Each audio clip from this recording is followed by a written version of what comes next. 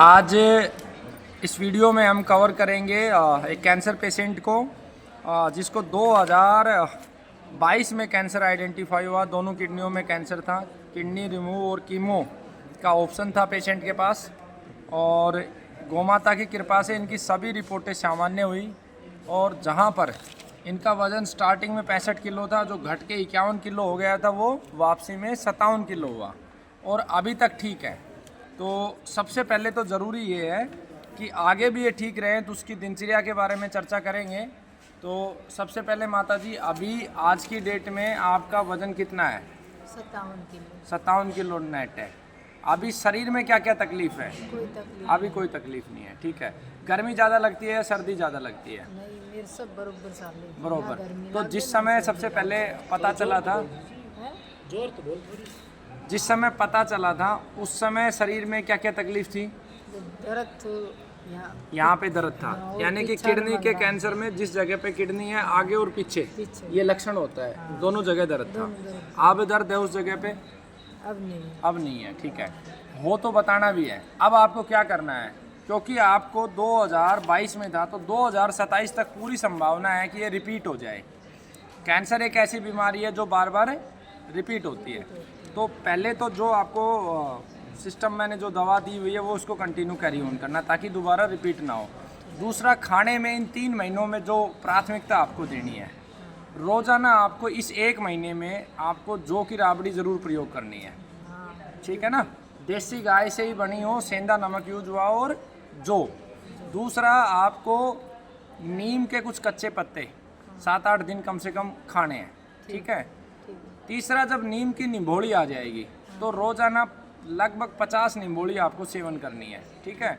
चौथा, आपको अगर पलाश के फूल मिल जाए तो पलाश के फूल खा सकते हो। पलाश के फूल नहीं मिलते तो विकल्प के तौर पे मक्का के जो बाल होते हैं वो रेगुलर आप ले सकते हो। डेली। चौथा, आपको हरे धनिए का और पुदीने का पानी इस समय लगातार पीते रहना है, ठीक है।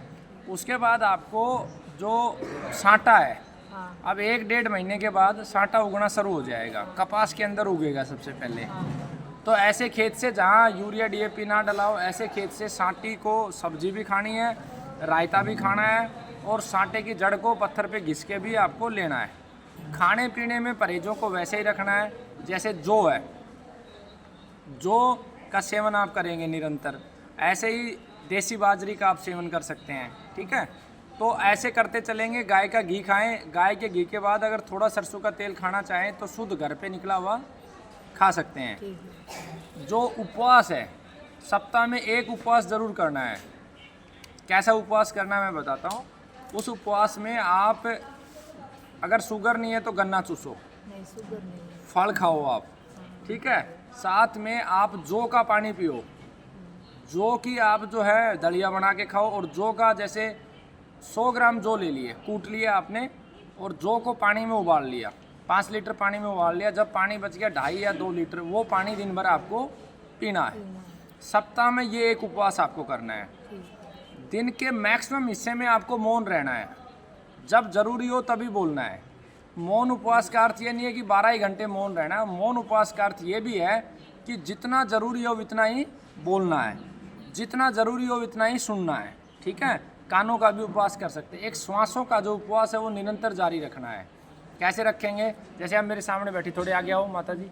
अब ऐसे आप नाक बंद कर लिया, खाली टाइम में मुंह से सांस नहीं लेना है, मुंह बिल्कुल ऐसे बंद रखना है। मान लो 30 सेकंड रोक सकते हो तो फिर धीरे से छोड़ दो। फिर अगली बार 40 सेकंड करो, फिर छोड़ दो। ऐसे फिर जब ज़्यादा दिक्कत हो थोड़ा सा मुंह से ले लो। इसको दिन में 2-3 बार इस अभ्यास को जारी रखना है। और इसको एक समय ऐसा आएगा कि आप काम करते करते आपने नाक बंद भी नहीं करना, सांस रोक ली है, ठीक है ना। तो इस तरीके से आपको आगे चलना है। और ये खुशी है क्योंकि अगर आप 2027 तक ठीक रह गए तो हमारे देश का एक अंग्रेज़ों का बनाया हुआ कानून है, इंडियन मेडिकल एक्ट, वो ये कहता है कि कैंसर जैसी बीमारी ठीक ही नहीं हो सकती, आप कह ही नहीं सकते।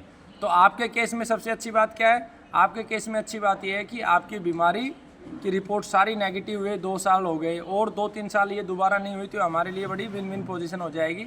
और बार बार मैं यही कहता हूँ, कैंसर डीएनए का डिसऑर्डर है, इसको लगातार आप प्रयास करोगे तो ये आपको बिल्कुल स्वस्थ रहेंगे, आपके शरीर में आराम मिलता रहेगा। ठीक है। गांव कौन सा है आपका? निशान निशान निशान। कौन कौन सी जगह है? डिस्ट्रिक्ट रेवाड़ी। अच्छा, रेवाड़ी। मैं आपके घर नहीं गया हूँ, आपके घर गया हूँ ना, तो एक दिन आपके घर भोजन का तैयारी करवाएंगे, खाने। ठीक है ना। रेवाड़ी से कितनी दूर है? हम कनीना का नहीं से कनीना से कितनी दूर है? रेवाड़ी कनीना से 6 और 10 किलोमीटर। चलो एक दिन आएंगे, आपके गांव में ज़रूर आएंगे। बहुत बहुत धन्यवाद। और एक काम और कर सकते हो, पुनर्नवा का लेप और छोटे गोखरू को बिल्कुल बारीक पीस के, जहाँ किडनी है उसके आगे हिस्से में और पीछे हिस्से में सप्ताह में 1-2 बार वो लेप भी करें। ठीक है।